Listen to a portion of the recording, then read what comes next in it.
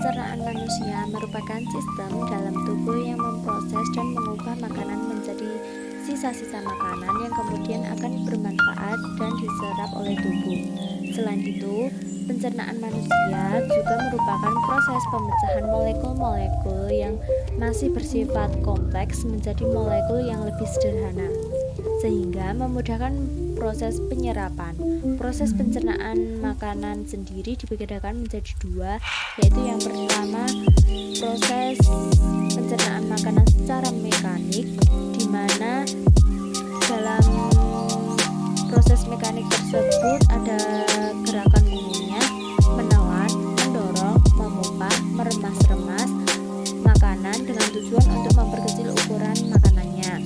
Yang kedua ada proses pencernaan makanan secara kimiawi, di mana pada proses pencernaan ini melibatkan enzim untuk mempermudah proses penyerapan makanan.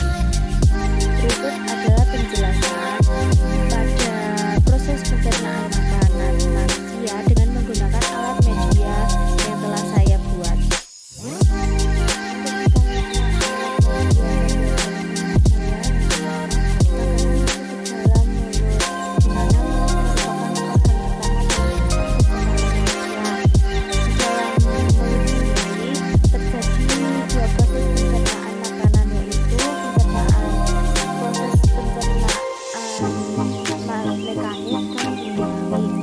Pada proses pencernaan mekanik ini dilakukan oleh gigi ketika mengunyah dan juga menelan.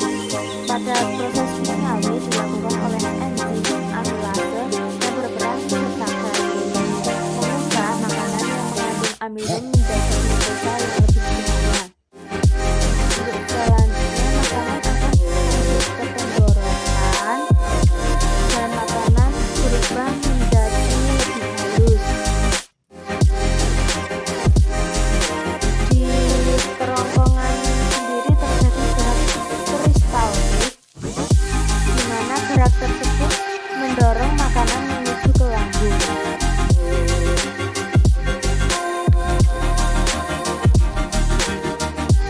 Di lambung sendiri terjadi proses pencernaan makanan secara mekanik dan kimiawi. Secara mekanik saat terjadi gerakan meremas-remas makanan yang kimiawi, sedangkan yang kimiawi dilakukan oleh enzim pepsin, renin, dan asam HCl. Asam HCl berperan sebagai untuk membunuh bakteri. Selanjutnya, makanan yang halus menuju ke dalam usus halus, di mana di dalam usus halus terdapat usus 12 jari, usus kosong, dan usus penyerapan. Setelah itu makanan menuju ke usus besar yang kemudian dalam usus besar terdapat banyak bakteri E. coli yang berperan dalam proses pembusukan makanan. Kemudian makanan akan diletakkan